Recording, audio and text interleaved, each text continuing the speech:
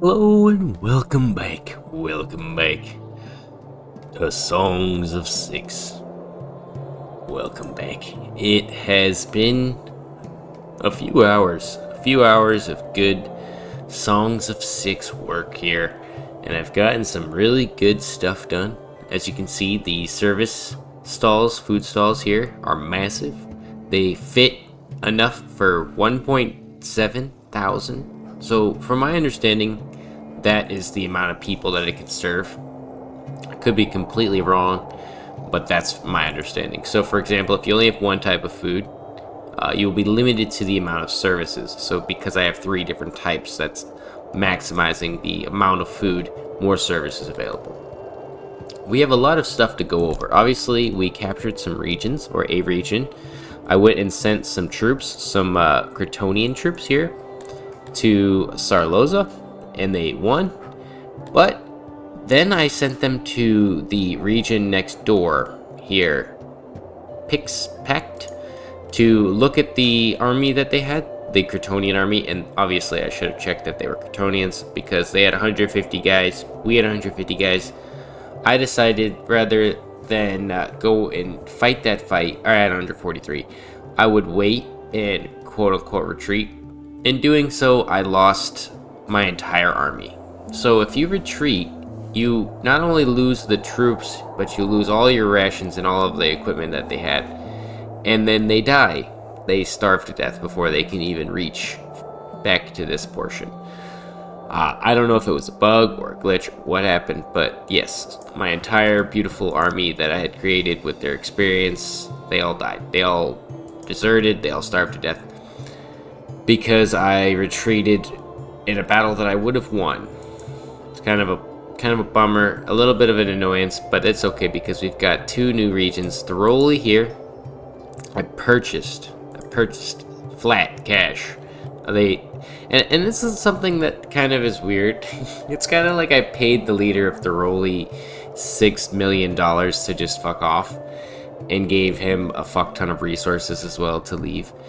Because that's basically what happened. We gave him a bunch of resources and a bunch of money to go away, and we took their region from them. Instead of fighting them, I purchased them, And that is because our boy Ducal Spilade, or Siplade, I don't know how, is it Spilade? It's Siplade. They are our allies. They are allies. They have an army of 1,000 guys, and they have one of the biggest regions to the south of us. They are the buffer zone to any threats coming in from the southern coast here, or from this region. As you can see where I'm hovering, Slibin, and this guy, Nyaya. Yeah. They are our buffer zone. So, they have a huge region, this Nia region here, yeah. But they have a very small army, which is interesting. So, they are our boys, and they gave us 5.5 million, I think it was. I can't remember how much they gave me. They gave me so much money. Sometimes they're like, yeah, here it is. It says trade, but it's not. $4.47 million. I already had like $1 million in my bank account, so I had enough to buy thoroughly flat. It was $6 million, and I gave them a bunch of supplies. So now we have thoroughly, and they're sending us stone. Stone is something that has been holding me back for a while. As you can see, we kind of are short on certain supplies, but then we have a lot of other things like weather. We have pretty good amount of ore, 0 furniture, no paper, no cut stone, very little on everything else. But for the amount of tools I have, I'm actually pretty happy, considering I've given 2,000 out to boys throughout the city. And we've done a lot of work, so much work. And actually, I need to put a few guys in the charcoaler here. We're going to put a couple more guys, 50. So that way we can keep up with the coal issue here that we've got. We've got lots of needs for coal. So let's go over what I've got going here. Starting from the start, this is our import area. We've got a little bit of a trading zone, nothing really important. Just sending off excess clay and any kind of cotton that comes in that's excess. Make a little bit of money here and there. I think I'm making a good amount of my money from taxes from regions that I own. They actually do send money. If I look, they should, yep, 1,000. So they do send like a good amount of money, and you can set it up higher. I personally don't feel like you need the most amount of money in this game really does is throw off your defense situations. So if you have a ton of resources and a ton of wealth and you don't have a lot of guys to protect it, you're basically asking to get raided. So that's kind of why I don't want them to be sending me 2,000 each per settlement. I will literally have too much money and won't know what to do with it. That's why I bought thoroughly. That's why I'm willing to buy regions or give away large sums of money, just so that I can deal with those problems down the line. Fuck, man, I also need to deal with my meat problem. Beat the meat problem. I need to also fit some decorations in here. As you can see, it's very barren. I still haven't spent much time putting in decorations. We have a few benches here, some pillars, some statues. We have a warehouse here for the market, big old market, and we have a janitor and a warehouse for him. We have the hospital and a physician. My idea was that this was going to be the health services zone. So, physician, hospital, you have your speakers for your little bit of entertainment while you're in between the hearths and then your wells. And then you have your market, your food stall, these are your basics. Then you have your advanced restaurant here. Then kind of the specialty luxury stuff. We have the stage entertainment and the fight pits entertainment, as well as religion available over here. So they have to kind of go through this area to get to their shrine. In order to get to the shrine, they basically have to experience a little bit of this. I hope that's how it works. And obviously we've upgraded this. It seems like, yeah, our services are still not up there. Maybe we need a few more. But for what it is, we're doing pretty well. We've got that. We've got a scaffold. And then we kind of moved off all of our smaller production areas. We have a mechanic, smithy making tools, potter making some pottery. And he's keeping the pottery actually like I said, you don't need a lot of potters. You can get away with literally like 12 guys and you have a lot of pottery. And I can't keep up with the amount of clay that I get, so I could build a giant one like this and I would literally never look back at pottery again, but I'm waiting. I don't want to use up too much space right now. Especially because I'm not a big fan of these design buildings, but they achieve their purpose, and they will do it well. We have our mason here, little mason. We'll have to make a big one of those. Then we have the hauler zone. So the haulers work like this. These guys haul grain, delivering. Whoa, Jesus! Why are there 18 people working here? I guess whatever. I'll adjust that stuff later on. But they haul all this here, and then there's some guys that haul. Yeah, see, why are there 18 there, and then there's 3 here? That is kind of odd. Sometimes the AI doesn't really work when you want it to, and then there's one guy here, of course, hauling nowhere. So like when it's like this, it shouldn't be 18 guys. It should be like 3, because it's full. No one needs to come here and grab anything, and if they are, they're just filling it up. And the bakers grab from here, and they grab from here, and the smelters grab from their ore pile, and then they grab from their coal pile, and they make their metal. Someone from this little area here will come over and grab that iron and put it away. We have the charcoaler, of course, who I desperately needed, because coal is, when it's below 1,000, that's kind of a red zone. You want to have it like this, like thousands, so that you could always have tons. And this also looks like, why do these floors look like they're degrading? Kind of look like they're covered in some schmutz. A little bit of schmutz on there. We get some advanced tailoring here, upgraded. We have the 30 weavers and the 20 tailors. As mentioned, 50 guys roughly to run your whole industry for quite some time. And obviously we have 1,300 people. The vast majority of my workers are right here in this building, tightly knit, the biggest fire hazard you could ever have. If there was a fire, they would all die. 252 laborers would probably suffocate and die and burn to death in this building. This is the big boy lab. We have max level here. We have all the scientists, and we have full tools all the way up to the top. Now, why haven't I used my technology? Because this is what I wanted to show you guys. This is the next step. Everything I've gotten up to this point doesn't matter. I got the barber, which I actually haven't put one in. But the library is the next best thing you could get. Literally one of the main things you should have got early on. I didn't get it because simply I knew what I was doing. This now is done. We have our giant admin building here, which I can keep boosting people. So let's say if I want more admin, I'll just pop up 5 more guys, 10 more guys. If each new region I add, we'll probably add 10 more guys until I finish filling this building up. Then I'll build another one, probably like right next to it over here. We also have to adjust and work our military zone. This is the only reason. Jesus. Yeah, I didn't show you guys this for that reason. It's falling apart over here. Good lord. Oh my god. Let me actually give them a janitor while I sit here, because I'm not adjusting it yet. But in the next episode, I have to do that. I also have to build a or not the lab, but the library. So we're gonna build a giant library, potentially on this corner here, and then we maybe have a lab on the other side. Who knows? And I need to remove this road, remove all of this. Everything is gonna move, and we're gonna have the throne pushed back. So I've copied the thumbnail approach of having these round little towers, I guess you'd call them. I don't know what they're called. I forget the actual term for the castle walls there. But we have these catapults ready to go. So if anybody assaults us, our humans that aren't troops will jump on these catapults and they'll start launching projectiles. Although I really don't think that I'd like to see that happen. We're not going to let that happen. But we do have some troops. We have 2 groups of 100 archers. Each has 2 bows apiece. We could actually edit them and then boost their numbers up a little bit. We'll give them a little bit more training and actually give them more bows. So we have enough bows, 800 bows, yep. And you can see the only thing I'm held back on is the falcatas.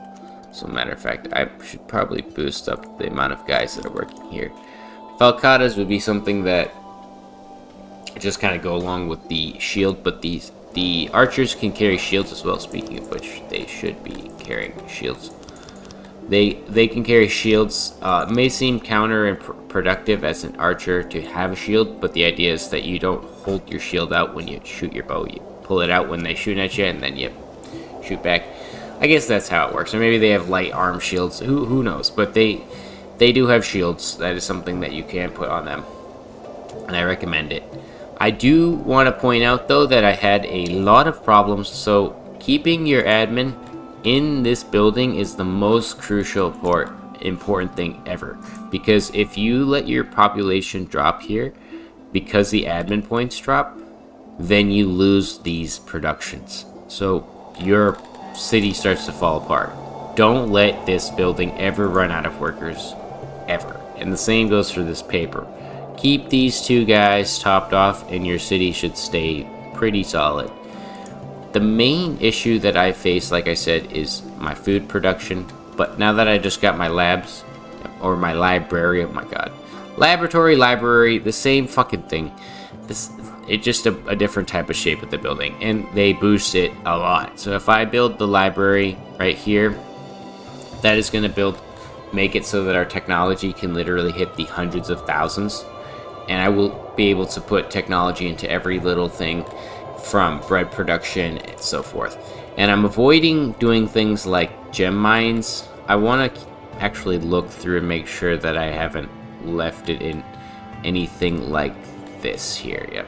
So for example, we're not farming. We're going to take all of that back, and we're not farming there, so we can take that back. So we just took back 2,000, which is pretty good, and we'll give the rest of that to our soldiering so that we can actually get more soldiers done. And there's these boosts as well. So there's deterrence, which allows you to get a little bit of a deterrent towards raids, and then you have your drilling, gives a higher boost to morale, offensive attack techniques, and then defensive attack techniques. So that gives you boost to both. These are old research things that have come back, as well as this stuff here. The School of Charm, work safety, stuff like that. And then this paper filing is very useful. Helps boost your admin, accounting, deflation. It basically lowers how much you lose, propaganda, etc., etc. The one thing that I've had to kind of focus on too is putting in points towards skilled workforce. This tax collector guy, I haven't built one, but I've heard that that's basically what Jake wants everybody to be using in their capitals, in their cities, I should say, so that they get money. That's like going to be your main source of income. But as you can see, you're still already getting a good amount compared to what you were getting before. You'd only get like 100, 200. Now you're getting thousands per day. It's quite an exorbitant amount. So it's a good point of the game where we're at. We have a decent army. Our troops are well trained. Not all of them are experienced, but some of them still have experience from the previous wars and the previous battles. These guys, there's a few of them. And one other thing that I'd like to get going is actually producing our own population. So, as we have this portion of the city pretty open, we may put like 2 or 3 different large areas for babies to be produced, procreation zones, just so that we can get the humans boosted on a native level. But I'm trying to keep my population steady, because you can see our food is starting to hit that problem where I can't keep up with the food production, and I should have probably put a lot of that technology I just put into actual production. But it's okay. It's literally 400. It's going to be some of the cheapest stuff possible, and we also can get the advanced baker there because we have our machinery coming in. So things are good. Like I said, these catapults are purely aesthetic, just for the video, just for the those shorts that I always forget to put out, and they do really well. I appreciate all the people who watch the shorts. The only reason why I'm not too into putting out YouTube shorts is because they kind of are a joke. It's basically like, I get more dislikes on a YouTube short. I won't even say a word. I'll show some of the best footage I have, and I'll get like 4 dislikes and like 10 likes. And I don't care for likes or pay attention usually, but I just happen to notice that they dislike very frequently. I guess it probably has to do with the fact that they're scrolling and their thumb is on the right side, and they hit the dislike button as they scroll by. That's my only thought, because you have to go out of your way to make somebody mad enough to dislike. and it's a weird thing. And I don't know if YouTube penalizes you. YouTube has a weird thing where I personally believe the second I hit 1,000, they like capped my numbers, and they were like, you were doing good before, but now you must suffer. And for a little bit there, and plus the few series that I was doing kind of threw it off a little bit. And I'm breaking the third, the fourth, and the fifth wall at the same time, you bastards. Because, you know, to be honest, this is an interesting and important thing. We're almost to 1.5 thousand subscribers. That's more. I have more people on my channel than I have in my city right now, and that's amazing. Look at how many people there are. That's a lot of people. Like, you could be this weirdo. Let's see, where's one of the weird people who's off the side? You could be this weird guy, Claire Mannix, who's doing an odd job on the other side of the city for some reason. Oh, actually, you know what? She's doing a good job. Give her some credit. Actually, she's doing the Lord's work. She went down here and she kept this road in good order, and they're actually keeping this road actually pretty good. You can see one of our traders is coming in here to come grab some of that clay or whatever. Ah, beautiful. I appreciate you all, though. You guys are great. What the fuck, man? I'm trying to get back over here. Jesus. You guys are all great. I love doing this. I love making videos. And I have, like I've always said in the past, a lot of good plans. Just a lot of things in my current day-to-day life, my job, and, you know, people around me fucking with me, and a lot of stress, a lot of pain from different things. You know, at my job, I have to constantly talk to people in a loud voice so that they can hear me. So, you know, sometimes I don't even have that energy to talk, and I have to, you know, put energy towards, you know, getting myself back on track. It's been a long run, and obviously most of the people who watch these videos don't know all of the background details, but it's been a rough one. But the YouTube value is coming through each month, each day. We're doing good, just like the city, just like songs. I'm doing much better every day. Hopefully. You know, you can never see the future, but I really want to get some like fun story-based single-player games going. And I've always wanted to do multiplayer, but the multiplayer games I lack the friends to actually play with in order to get some good stuff going. But I probably would do it in a fashion of like just jumping into random games. I need to actually get some stuff going though, because I don't know what's good to play. I've looked around. A few games seem a little appealing here and there, and then I get into them, and then it's like sweatiest lobby ever. Kind of like the Phasmophobia effect. Most multiplayer games on Steam seem to have that. And I'm blabbing now because this is an odd episode 5, because usually in episode 5 I go over where I've gone, and since probably 4 or 5 series now, I haven't actually followed the original template that I had been following for a while, simply because I don't want to fall into habits. I'd prefer not to fall into any habits with my YouTube scheduling and my plans, because then people get expectations and they say, oh well, it's 2 o'clock on Tuesday and you always upload on 2 o'clock on Tuesday, why is it not uploaded yet? And, well, no, bastard, I'm doing something in the background, and sometimes I like to play with the algorithm.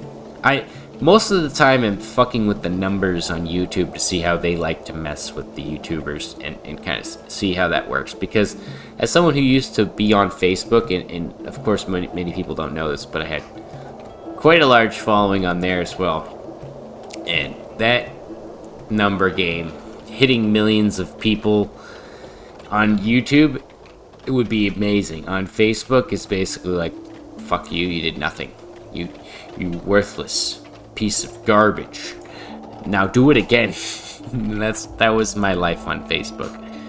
You'd hit that peak number and you'd just be like, yay, number, yay, and then you go back to making content for people. And I guess that is the ultimate goal. A lot of people would especially say, oh, well, you should have been happy, at least people are seeing your stuff. Yes, of course, but ideally you'd like to be in a mental state that is allowing you to create better and more unique content.